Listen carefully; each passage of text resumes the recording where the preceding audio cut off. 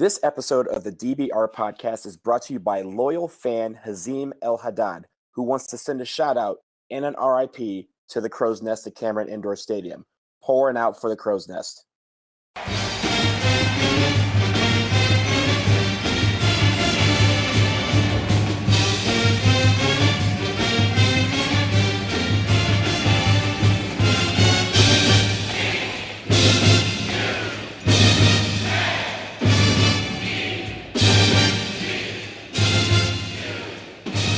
Hello and welcome to episode 84 of the Duke Basketball Report podcast, which has actually recently become more like the Duke Football Report podcast, but don't worry, we'll be back to basketball soon enough.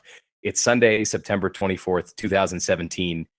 Duke football's 4-0. They have retained possession of the victory bell for another year. So we're going to get into that. We're going to get into the Miami preview, and we'll do a little basketball topic at the end just to make sure that we're vaguely staying on the topic that we at least promise to be bringing you every week on the show. So without further ado, I am your host this week, Sam Klein. I am coming to you, as always, from Denver. And my two co-hosts this week, as usual, are Donald Wine in Washington, D.C. Hey, what's going on, Sam? I am pretty good. And then in Atlanta, Georgia, Jason Evans. It is great to be here. It is always a good weekend when the Blue Devils defeat the Tar Heels. It's always a great weekend. And I might add, because it's Sunday night and we're recording and the NFL games are largely done, that my Falcons defeated Donald's Detroit Lions. Okay, you know what? Oh my God, that was the worst. I can't believe that play happened. I wasn't going to say nothing. I wasn't going to say nothing, but you had to bring it up. Okay, everybody, this is censor time, okay? That was bullshit. That's all I'm going to say. Sam, have you seen the play that the Falcons won the game on? No, I spent my Sunday happily not watching football and hanging out with friends and playing music and just generally being away from it. So do you want to tell me about it really quick before we get to UNC? So Detroit has the ball at the 1 with 8 seconds or 10, 12 seconds left, something like that. They run a pass to Golden Tate, and it sure looks like he scored. In fact, I was watching on my phone, and I turned it off. I was like, that's ball game. He scored. Detroit was down 4 at the time. I'm like, there's 8 seconds left. Detroit wins the game. It's all done. And I come back and check my phone about 45 minutes later or so, and it says that the Falcons have won. And I'm like, how did that happen?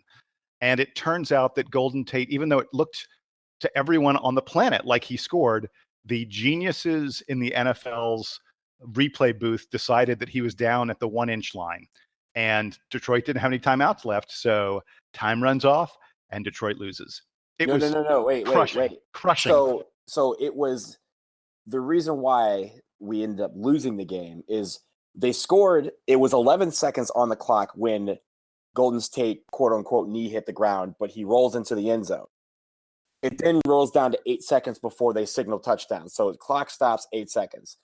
It's an automatic scoring review, and they rule that he, like Jason said, was down at the 1-inch line.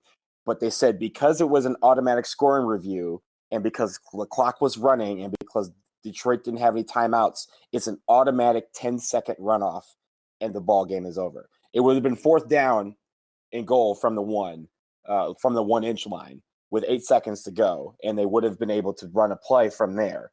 But because of the 10-second runoff, the game's over. Having said that, if they had stopped the clock when the knee was ruled to be down, there would have been 11 seconds on the clock, and the 10-second runoff would have meant 1 second left for one play. But they chose to go with the 8-second clock, run it off, game over. Again, that was bullshit. Wait, can I ask, because obviously I can't feel the pain that you're feeling. I can't believe there weren't riots in Detroit after this. If this happened to Duke, like if Duke had lost to North Carolina like this, or if we lost, to me, that must have hurt. So Donald, I'm going to ask, did that hurt worse than the Miami game where the Duke Miami football game where Miami, the guy was down and Miami returned a ridiculous. I thought we weren't going to get to this until like whenever we finish UNC, but sure. But it did hurt but here's the thing. This happens to Detroit for the Lions every single time. How many rules has the NFL had that has been influenced or brought to light because of something that happened in a Lions game? We have the complete the process rule. We have the game in Dallas where there was a pass interference and they said, no, we're going to pick up the pass interference because we forgot to call it right. So they picked that up. They had the bat rule in the Seattle game. They had the pass interference in the Seattle game in the playoffs that was ruled not pass interference because the ball was uncatchable because the ball was 2 yards over his head. There's so many instances of the Lions having this happen that when it happened, it's not even a shock anymore. They're going to come out tomorrow probably. They're going to say, oh, we messed up. Our bad, Detroit. And we're going to say stuff it because every single year we have at least one game where something like this happens, where a new rule comes into effect or a new rule comes off the books from the nether regions of the NFL office, and we end up losing as a result. So no, it did not hurt as much because it happens all the time, but it still sucks. Hey, should we get to the Carolina game? Yeah, sure. That's great. That's much happier times. Let's absolutely do that. So as we mentioned at the top of the show, and as I would hope any of our listeners know at this point, Duke beat North Carolina this weekend in football 27-17 at Kenan Stadium in Chapel Hill. Sam, more excitement. Duke beat Carolina. Guys, this weekend, the Duke Blue Devils, your Duke Blue Devils, beat the dreaded North Carolina Tar Heels in Kenan Stadium in Chapel Hill 27-17. Duke retains possession of the victory bell once again. There were some incredible post-game videos of David Cutcliffe embracing fans, embracing some of the walk-ons, dancing around, ringing the bell, sort of all the excitement that you can get out of Duke winning this game. They've now won 4 of the last 6 against UNC, and as I mentioned, the Blue Devils are 4-0 heading into a game with Miami this week. So let's dive into the UNC game first. I will admit off the top, I got to watch the first half of this game in relative comfort. And then the second half, I actually had to go to a friend's wedding. So I was being the jerk in the corner at the cocktail hour with my ESPN app in my hand and trying to sneak glances at it. So I actually saw Brian Fields' big interception, but I missed big chunks of the second half. So I'm going to need you guys to fill me in. I'm going to need you to fill our listeners in. So let me start with Donald. Tell me about your impressions from the UNC game, what you saw Duke, and just kind of talk about everything and take it kind of in any direction you want to go. Sure. So I'll admit I was on a bus from New York to DC while the game was going on, and my bus broke down, which lost the Wi-Fi. So I was able to watch most of the game, but there was a large, I'd say maybe a 10-minute chunk of the first half where I didn't see the end of the first half essentially, but I saw the rest of the game. First off, I think. Hold up. You missed the end of the first half. So you missed like the biggest turnaround in the game potentially. No, but I saw it later on. I didn't see it live. I need to be the lead on this. I need. I watched the whole game, every single second of it. We had technical difficulties, man. So unlike the two of you, I get to take the lead. All right. Why don't Jason? Why don't you tell us about the whole game? So Donald talked about a moment ago, and folks are about to bring it full circle. The whole Detroit Atlanta thing that we went through, and Donald talking about the plight of the Detroit Lion fan who just knows that the worst is going to come. And I want to connect this back to, I think it was 2 weeks ago on the podcast, we talked a little bit about when does Duke's years and years of ineptitude in football wear off, and when do we stop referencing that, and when do we stop feeling the impact of that? And I was sitting here saying, oh, it's pretty soon, and all this other kind of stuff. I was wrong, because I'm going to tell you something. I felt the way the Detroit fans feel during the first half of this game with Carolina and a couple times in the second half, where I can't get past my feeling that Duke is going to blow it in football. I wish I could. And it's not the David Cutcliffe Duke teams don't blow it. But so there's 2 minutes left in the first half.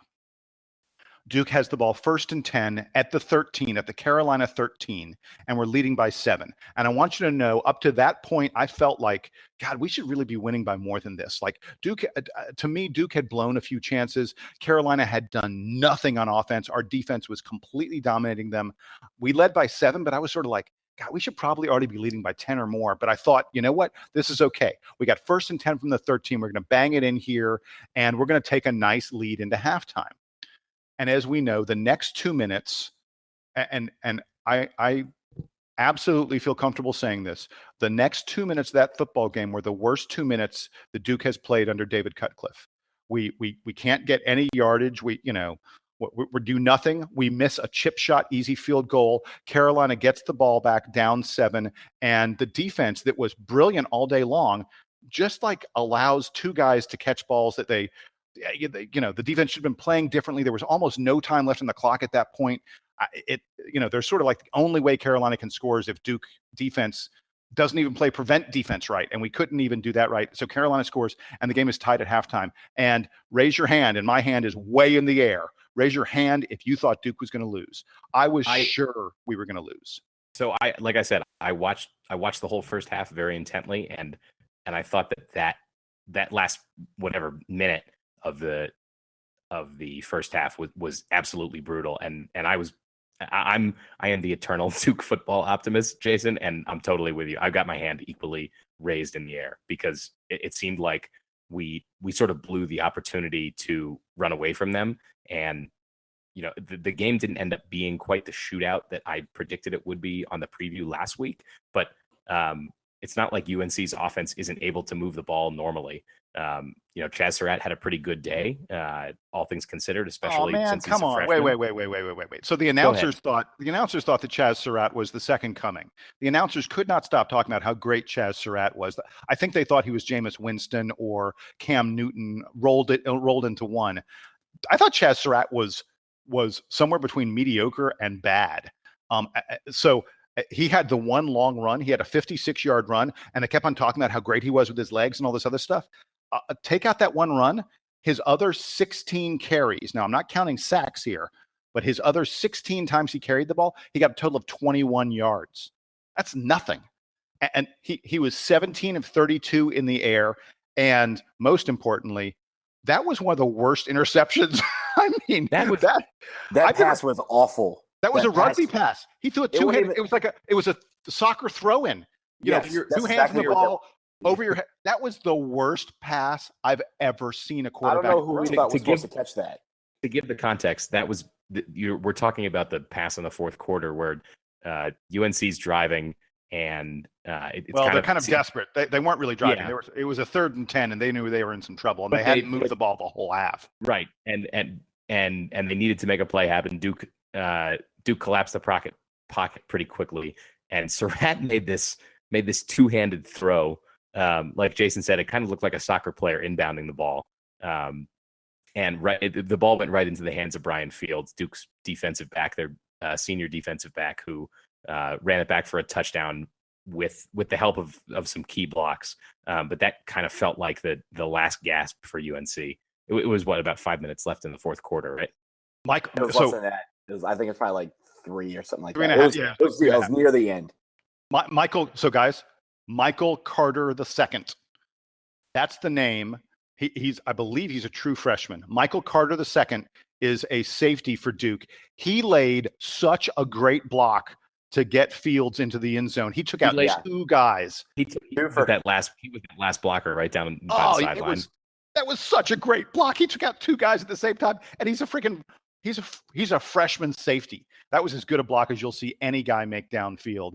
And he looked back and saw the guy coming and was like, "Oh, I can get both these guys." You can see in his eyes where he's like, "It's awesome. Guys, I can get both these guys if I just take this one dude out." And it was perfect.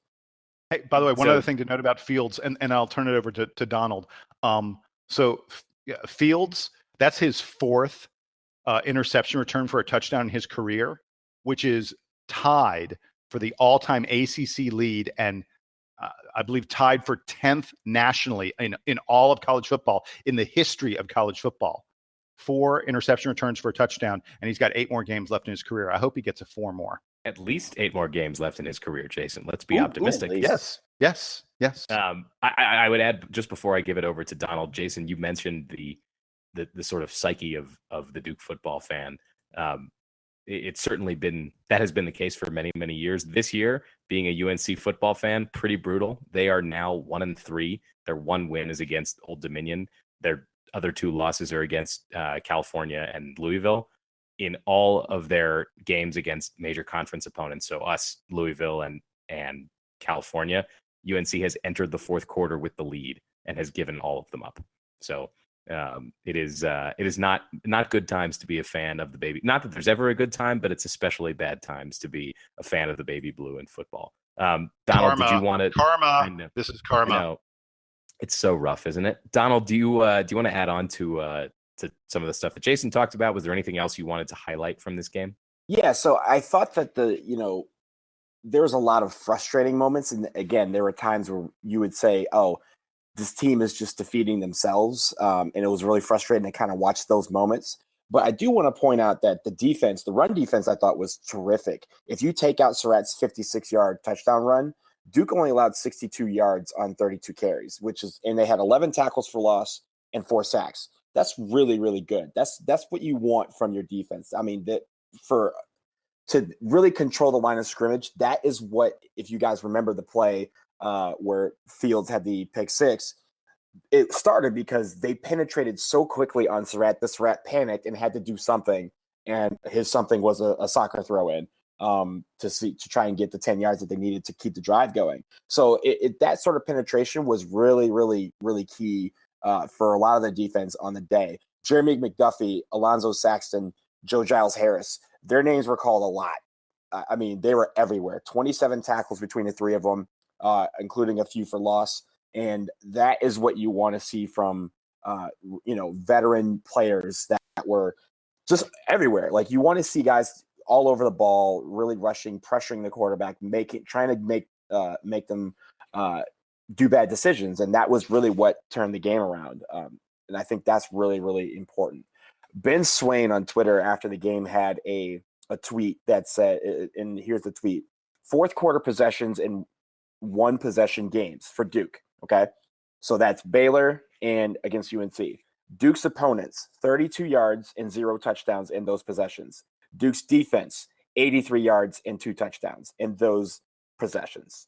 So that's awesome. I mean, that is when your defense is saying you want your defense to come up with a big play, and big plays they're coming up with. Final thoughts I will say before I kick it back. A couple shout outs. One, Coach Cutcliffe. It was his 100th victory as a head coach, and that is awesome. Congratulations to Coach on the 100th victory. This is obviously taking into account Ole Miss and Duke as well. But 100 victories, that puts him in a class with a lot of great head coaches over the years. And I think that is, really indicative of the program that he's built here at Duke, that he has reached that mark while a Blue Devil. So congratulations to him, and shout out to the fans that made the trip to Chapel Hill, because throughout the entire broadcast, you can hear them. It wasn't where, when they had a big play, you'd hear the Let's Go Duke. It was loud, and they were doing everything they could to make it a home game. And it sounded like, at a lot of times, it sounded like a home game. That's how loud they were. That's what you want to see. Now we got to get these people out to Wallace Wade, because we have a really big opponent in Miami come this week. Friday Night Lights, national TV. It's time to make Wallace Wade rock just as much as they did Keenan. Yeah, and I think it's funny that Duke can have a big presence in an away game, but in some ways it's kind of like the perfect away game for that, right? UNC doesn't have particularly big stadium. Their fan base is not exactly the most passionate, and I say that knowing that we're Duke football fans. So it's not that hard for the 5,000 or so hardcore Duke football fans to all just drive down the street from Durham to go to the game in Chapel Hill. So yeah, great on them to represent like that. Jason, did you have anything else you wanted to add about this UNC game before we turn it over to Donald for the Miami preview? Yes. So a couple really quick things. Folks, I'm going to pat myself on the back for a moment here. I told you 2 weeks ago, who did I tell you to look out for? Britton Brown. Britton Brown had a really, really great game this game. And this kid is He's getting more and more and more involved in the offense. I mean, look, we all love what Sean Wilson brings to the table, and Sean Wilson has been a fabulous contributor for Duke at the running back position for many years. But Duke has a two-headed running back monster at this point, between Sean Wilson and Britton Brown, and the future of running back at Duke with Britton Brown going forward is incredibly bright. The other thing that I highlighted last week was I talked a bit about Duke's defense on third down. And how great we'd been this year. The most third down conversions we'd given up in any of our games this year was we gave up 2 to oh God, I can't remember who NC Central. I couldn't remember who we played in the very first game. So we gave up 3 to Carolina. They were 3 for 16. That's still terrible. That's a horrible number. You can't win football games when you are 3 for 16 on third down, which is what North Carolina was.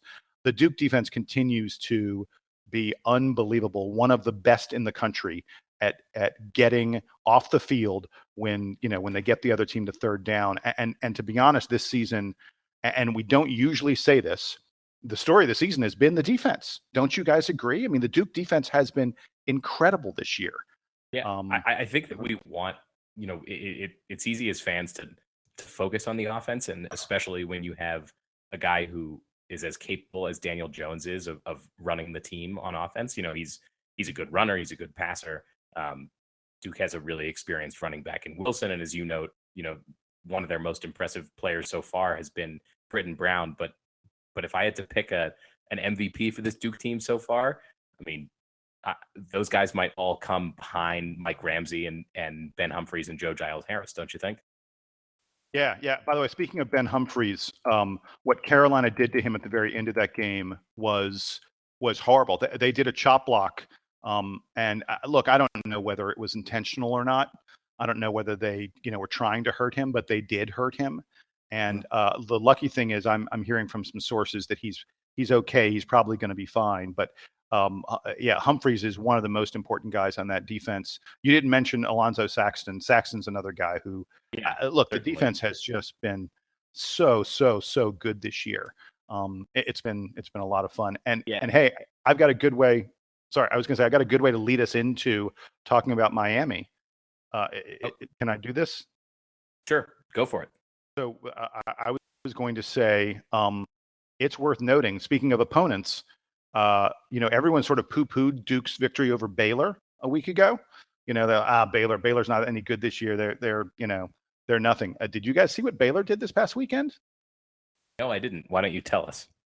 So Baylor, the team that Duke handled, it was a close game, competitive game, but Duke handled with, it wasn't a horrible, terrible, tough test for us. Duke handled Baylor. You could say that Duke handled Baylor in the way that teams handled Duke for a long time, which is just let him hang around for a while, and then in the fourth quarter be more prepared and more athletic, and sort of run away from them in that home stretch.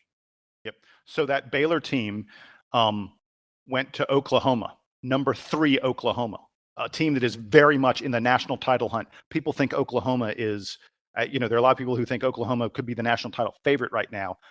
And Baylor only lost that game by a touchdown, and Baylor was leading late in the third quarter in that game against Oklahoma. And Baylor put up 40-something points on Oklahoma. And Oklahoma supposedly got a fairly decent defense. Baylor put up a 40 spot. The Duke defense, they held Baylor pretty much in check. So I think that's impressive. Yeah, no, and meanwhile, UNC, like beating UNC, is looking less and less impressive every week as teams get their shots at them.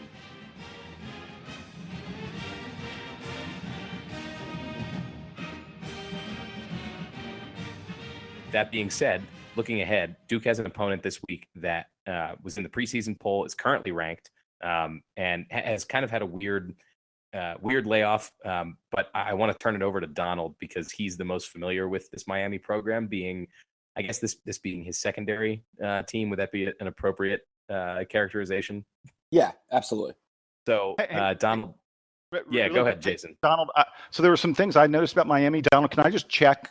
Because if you don't get to these things, I'll get to. Are you going to talk about the fact that their schedule's been all screwed up because of the hurricanes?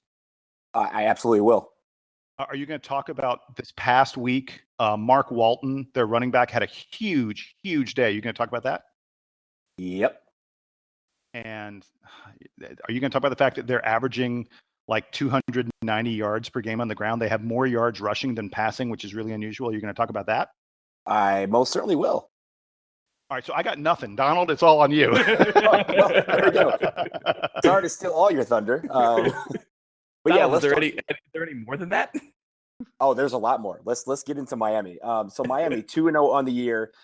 You're thinking 2-0. What the hell? How are they 2-0 when most teams are 4-0 or 5-0? It's because of Hurricane Irma. They had to take 2 straight weeks off. The Arkansas State game was canceled, and the game that was supposed to be this past weekend 2 weekends ago against Florida State was moved to October 7th. So it really, and they, with a lot of the scheduling moving around, it's really caused a lot of issues with regards to rescheduling of games. The Arkansas State game will not be made up, so Miami will go with 11 games during the regular season.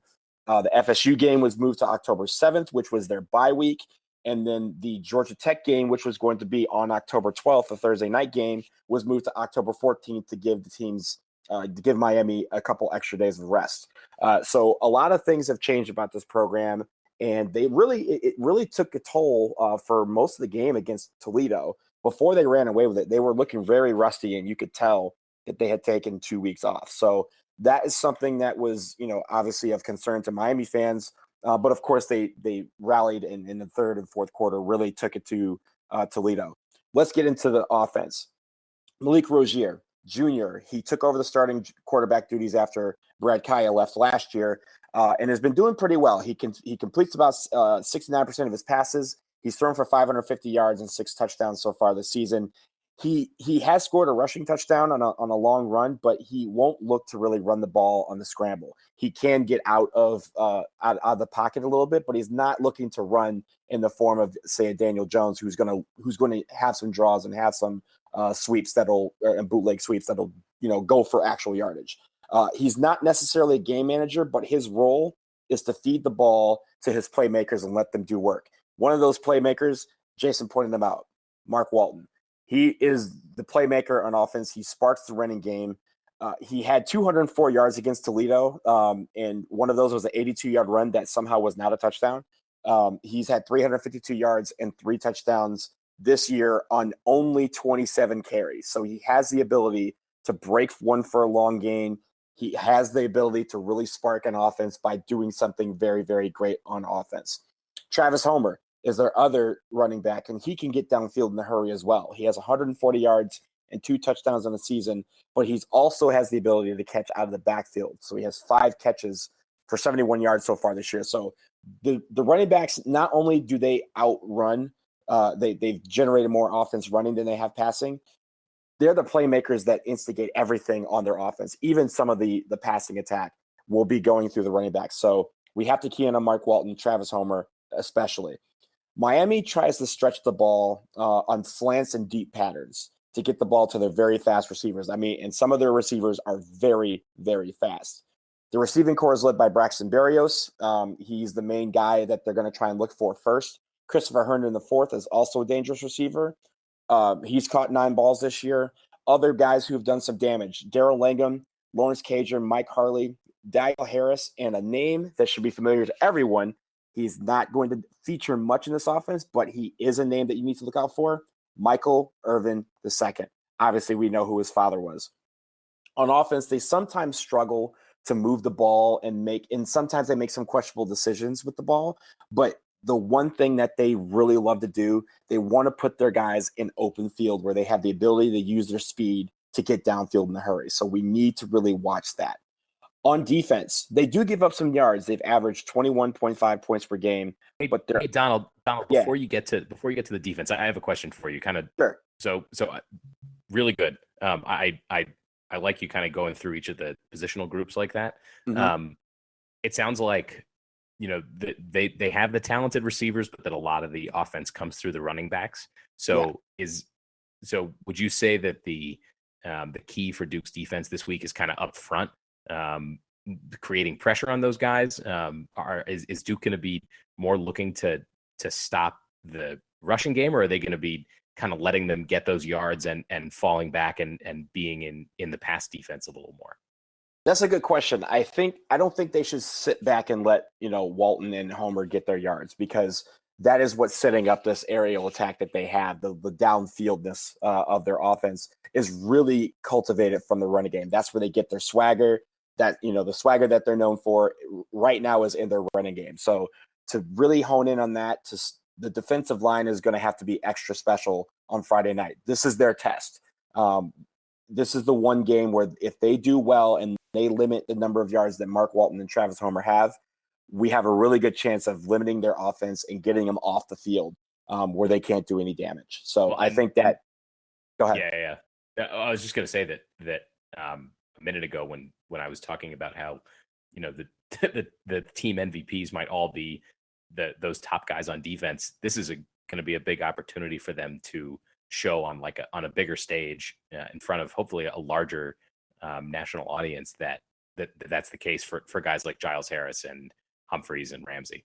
Absolutely. So on defense, very quickly on defense, I mentioned that they averaged 46.5 points on offense, but on defense, they're allowing about 22 points a game. They do give us some yards, particularly in the air. Against Bethune-Cookman, they allowed 229 yards passing, and against Toledo, they gave up 342 yards passing. So that is a lot of yards. I mean, that's the potential for a lot of yards. Where they have been a little bit better is on their run defense, where they've allowed about 101 yards a game. So the one thing I will note about their defense is they haven't forced many turnovers. They only have 2 fumble recoveries and 1 interception on the season. But remember, we're only talking about 2 games for them, so it's a smaller sample size than everyone else in the country. Where they will hurt you is that they are very fast to the ball, and their pressure can lead to sacks and tackles for loss. So when we're establishing a running game, these guys are going to need to get through the line, get off the ball quick. Our line has to get off the ball quick, because if they surround the pressure that they're going to probably throw at Daniel Jones, throw at Britton Brown and Sean Wilson, that is going to help. That's where they're going to feed a lot of their energy on defense. So we need to watch out for that. What does Duke need to do against Miami to win? 3 things. 1, they have to have a good day offensively. Obviously, that is a given. Sean Wilson and Britton Brown are going to be very important, because if we can establish the run, and not even – I won't even put Daniel Jones in that category, because his versatility is going to be key to this. But really, Wilson and Brown, if they can establish the run, it's going to create passing lanes for our receivers and also for Daniel Jones to run as well. Number 2, they can't give up any big plays on defense. The secondary. Now, the defensive line is going to be very important. They need to penetrate so that they can stop the run and get to the quarterback and make Rozier make some bad decisions. But the secondary needs to make sure that the Miami receivers don't get any room in the open field. There were times against North Carolina where we kind of played a little bit of prevent in the cover 2 in the secondary, allowing them the opportunity to make the catch before we made a play. This can't happen with Miami, because that open space, they're so fast that those holes will be much bigger than would it be against any other team. Third, energy. You talked about it a little bit. This is Friday Night Lights now. We're 4-0. We're just barely out of the top 25. And a lot of people think we should be in the top 25.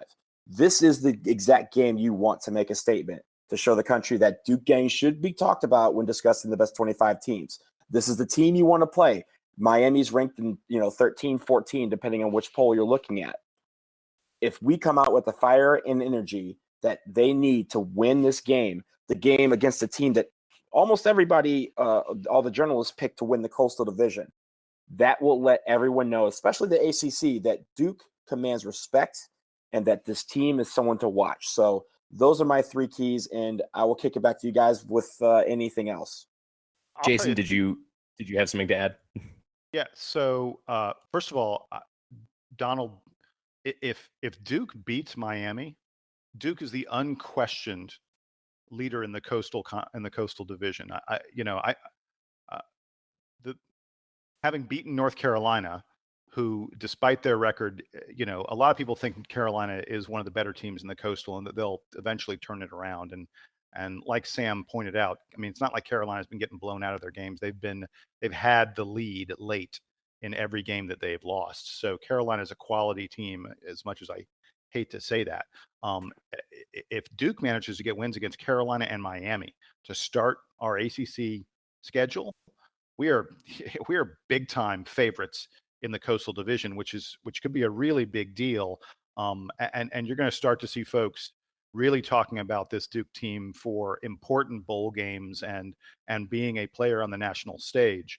I think the good thing about that, Jason, the good thing about that is if we do beat Miami, we'll be 2-0 in the ACC, or at least in the Coastal, and we will have really 2 games on Miami, because if it's a head-to-head, they take the team that, the head-to-head competition would factor into that. We would be 4 games up on UNC, because UNC has lost twice, including to Louisville. So we would have we'd have a 2-game gap, but really I'm sorry, it'd be 3 games. It'd be a 3-game gap, because they would have to overtake us. These teams would have to overtake us down the line, and that would bode well for us as well.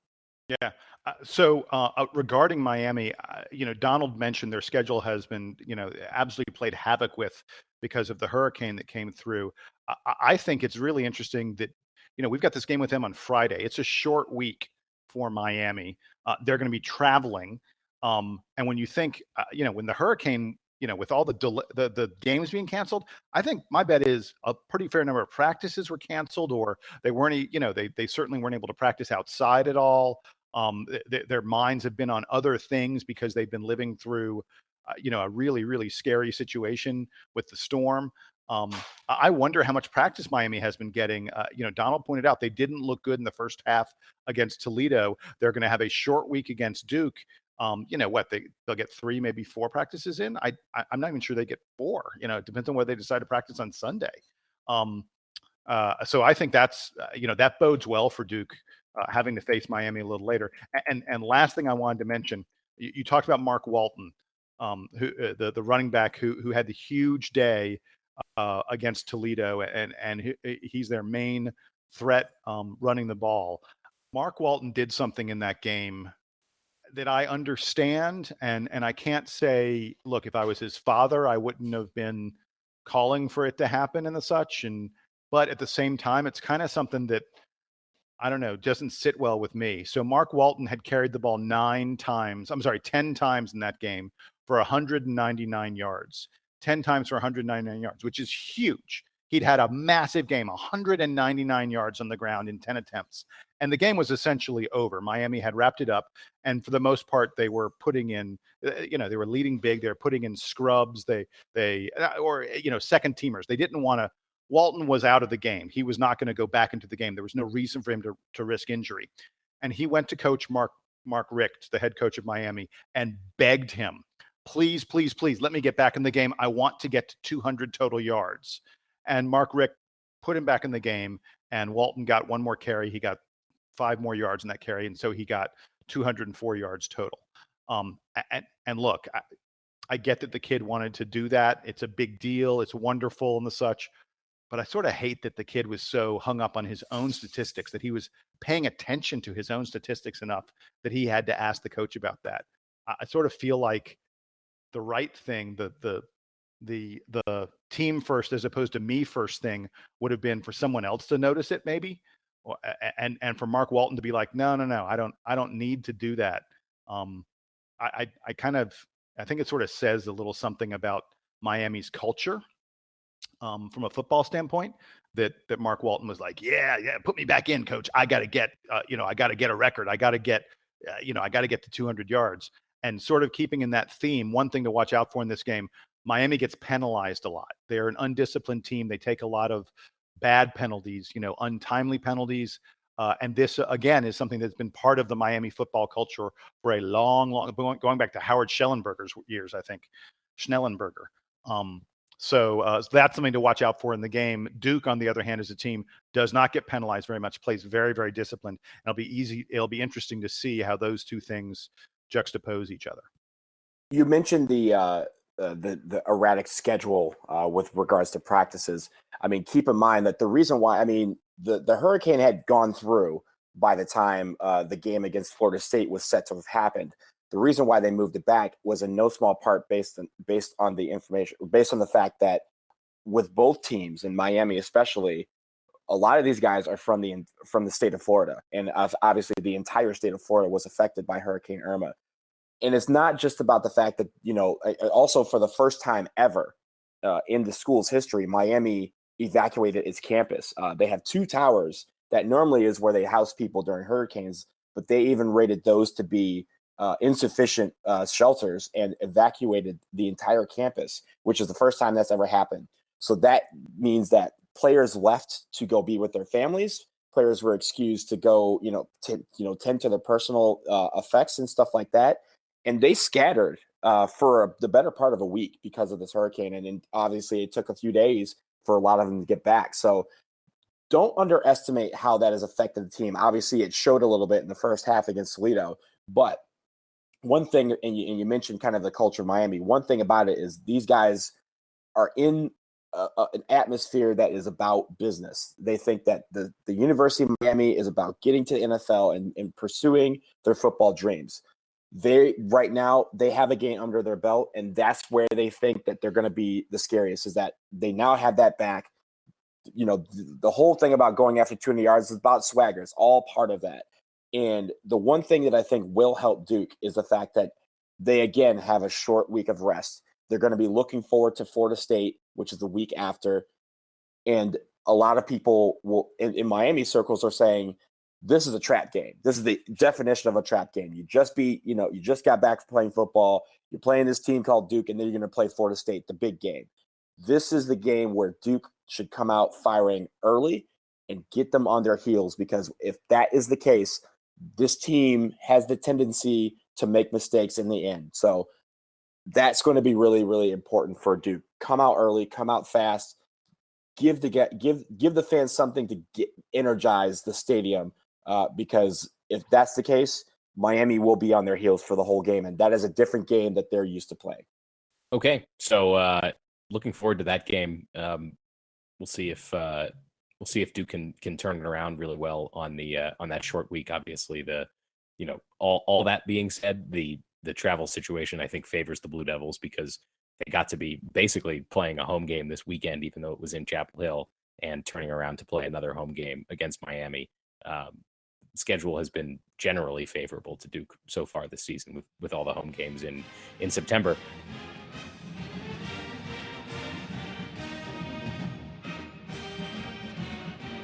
Guys, we were going to do a one final topic pertaining to basketball before we wrap up here. So, sort of in the spirit of maintaining the basketballness of this podcast, we were going to do a quick trip down memory lane for each of us. And so the topic today is, tell me about the best Duke game, or sort of the best Duke game story that you have of attending a Duke game, preferably one that wasn't in Cameron Indoor Stadium. And I'll let Jason go first. So I'm not, folks who know me, and I think I've probably mentioned this before on the podcast when we've reflected back on our Duke histories. My story of the best Duke game I ever attended is the greatest game ever played. That's all you need to know about it. And I'm sure everyone knows I'm talking about the 1992 Duke versus Kentucky grade 8 game played in Philadelphia.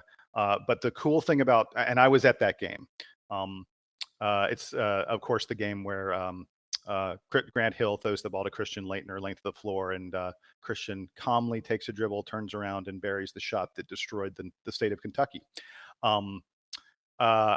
So the great thing about that game is my wife, we were very recently married at that point, and her uncle is a food rep. He's someone who works with companies that supply food to grocery stores, to supermarkets and such. And one of his clients was a company called Gatorade. I'm sure all of you have heard of Gatorade. So when it turned out that Duke was going to be in the grade 8 game in Philadelphia, which is where he was a food rep, he called us up and he said, "Hey, do you want Gatorade's tickets to the game? I can get you the Gatorade tickets for the game." And I was like, "Yeah, sure. I bet Gatorade has pretty good tickets for the game." Oh boy, did Gatorade have good tickets for the game. So when Grant Hill leans back to throw the ball length of the floor, he almost stepped on my feet. I was literally in the very front row, right underneath the basket. Now, it was the Kentucky basket. First half, it was the Duke basket, but for the second half and overtime, it was the Kentucky basket. But I was right on the floor, the cheerleaders were next to me. They weren't even in front of me. And I'm completely serious. When Grant Hill rears back to throw the pass, he almost stepped on my feet. That's how close I was to the action. And so I was in the house in the front row, and I had Grant Hill's view of the greatest play in college basketball history. So that's my favorite game that I've ever experienced. Donald, what you got? Okay, you know what? First of all, why you gotta make us look bad, man?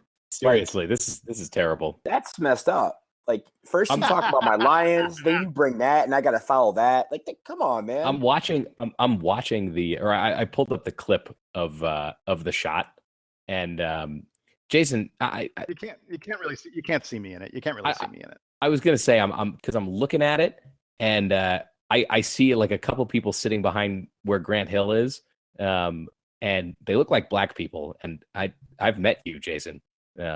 So I'm telling you, I was there.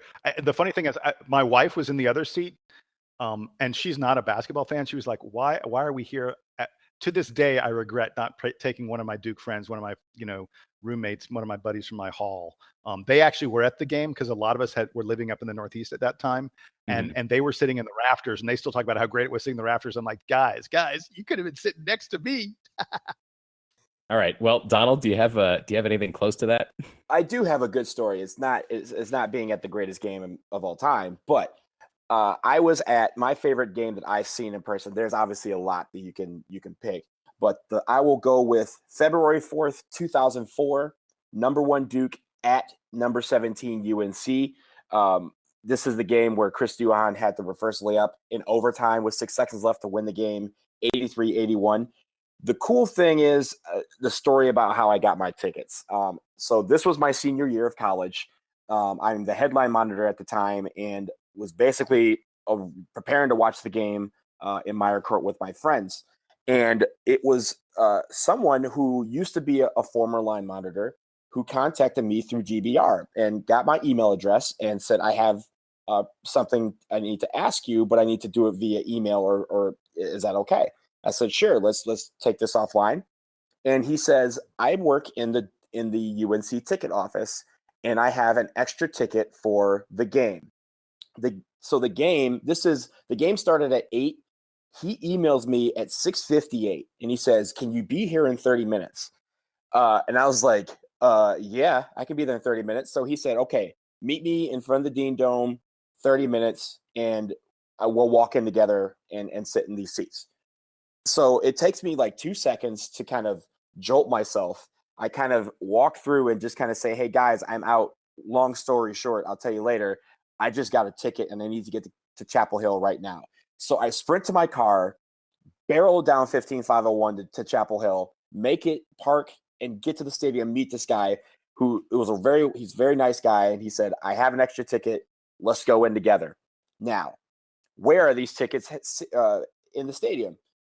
They are probably the best tickets in the stadium. They are in the Rams Club section, which is basically if the Iron Dukes had like the really, really, really, really, really big donor section, like right behind the court, that was our seats. Basically, I was about 10 rows up in the end zone opposite where Chris Duhon made the reverse layup. So I got to go into the Dean Dome and see that game, but I'm sitting there with people who are looking at me the whole time and saying, how did you get these seats?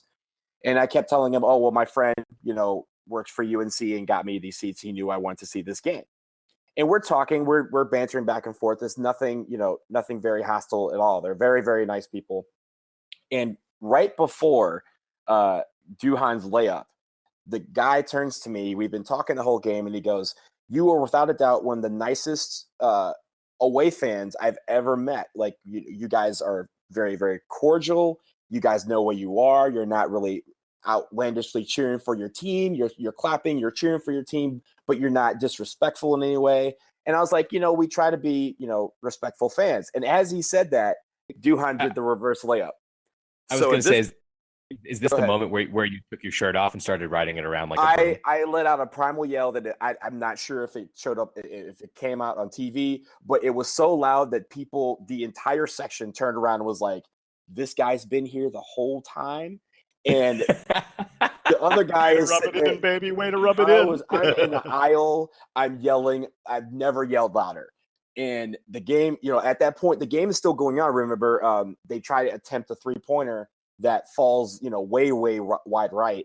And we all start celebrating. There's maybe, 30 people in my half of the Dean Dome that are Duke fans that are going nuts.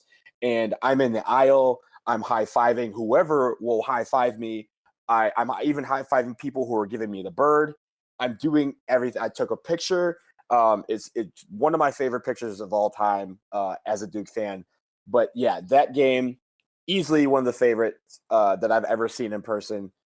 And I've never been back to the Dean Dome, and I don't think I ever will go back, because how do you top that? You can't. No, that's a good one. I'm gonna pretty good. I'm gonna come up short of both of you, and I'm gonna keep this story short because you can go back and hear my entire basically live reaction of this story if you listen to episode 22 of Duke Basketball Report podcast, because that was the day after we won the national championship that I attended in 2015 in Indianapolis. Unlike both of your stories, I was sitting in just about the worst seats in the stadium for that game, which, is what it is. Shout out to my friends who were at the Final Four game against Michigan State, who acquired our tickets for the championship game. So I'll leave you with now with apologies to all the wonderful games I went to at Cole Fieldhouse as a child, and later to what became, I guess, is now the Comcast Center in College Park, and for all the homophobic slurs that I had shouted at me by Maryland fans from the time I was, 11. With apologies to all of those games, the 2015 national championship, sort of the second half of the Grayson Allen coming out party, was I think that was the the best game away from Cameron Indoor that I attended. So go back and check out episode 22. There's never a bad time to relive Duke's most recent national championship. Oh, amen to that. Good call, Sam. And my apologies if you follow through on that and do go back and listen to it. I'm sorry that my voice sounds so terrible. I had been screaming all night, and forgiven. If I remember correctly, I did that episode on my phone from the Kansas City airport, where I was laying over the next morning. I have to say that's pretty. Don't sell yourself short. You got to see a national championship live, so that's I'd say we had 3 really good games to talk about. Whatever it took,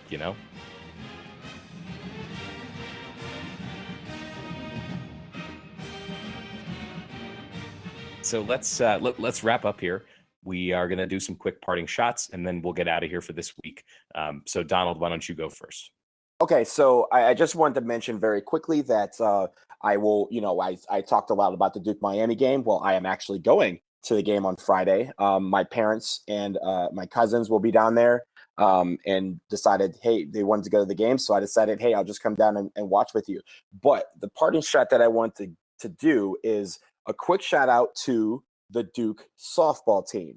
Yes, Duke has a softball team, and their very first ever game will be Saturday on East Campus against NC State at 4 p.m. So that is going to be probably something, if you are in the Durham area, go check that out, because those are, a good group of young women who are starting a new program at Duke. Duke softball, go get them on Saturday, and hopefully I'll be able to check you out. That's a great one. Absolutely. So everybody go join Donald for the football game on Friday and the softball game on Saturday. Sounds like a pretty good weekend. Jason, did you have a parting shot? Yeah, so just really quick, I wanted to tip the cap and say congratulations to Mason Plumlee, who will be earning more money than his brother next year. Mason, just a couple days ago, signed a new 3-year contract with the Denver Nuggets. Sam, your Denver Nuggets, right in your backyard. That's a 3-year, 3 years, $41 million. It means that over the next 3 years, Mason will make $41 million, while Miles will make $37.5 million. So Mason makes a little bit more than Miles over the next few years. Congrats to Mason. It took a long time for this contract to come together. I mean, Mason, most of the free agent deals were done, it seems like back in July. And for him to have to wait till late September took patience on his part, waiting for everything to get right and get where it needed to be with the Nuggets. And I'm thrilled for him. It's a great contract on a team that is definitely on the rise and has a bright future. Mason probably gives them, if not the best, one of the top 2 or 3 backup centers in the NBA. He will be the backup center because Jusuf Nurkic, or how do you pronounce his name? I can't pronounce his name. Jusuf Nurkic. There you go, Jusuf. Is their starting center and is a very, very good center. But along with Mason, that's probably as good a 1-2 punch as you'll find on the front line and off the bench on many or any NBA team. They also have Paul Millsap, who's a heck of a power forward. Mason will probably back up both power forward and center. But again, congrats to Mason Plumlee. He will make $41 million over the next few years. That's not bad. Not bad at all.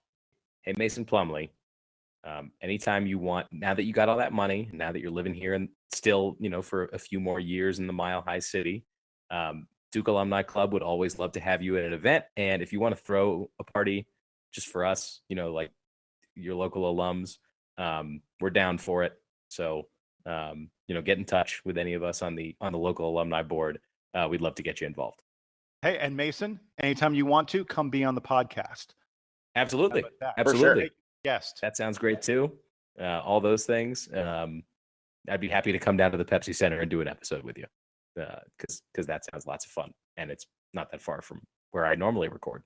So, all right. And I am going to wrap this week with a shout out as my parting shot to the Crow's Nest in Cameron Indoor. If you have ever watched a Duke game on television, if you've ever seen a Duke game in person in Cameron Indoor, or just if you've ever been to Cameron Indoor, you know that the announcing team, unlike in most stadiums where they sit right by the court, in Cameron, they until this year sat really high up, basically in the rafters of the stadium. They had some of the worst seats in the house in what we called the Crow's Nest. For safety reasons, it sounds like Duke has decided to get rid of that and at least temporarily replace it with a press box kind of at the top of the section where the Crow's Nest used to be.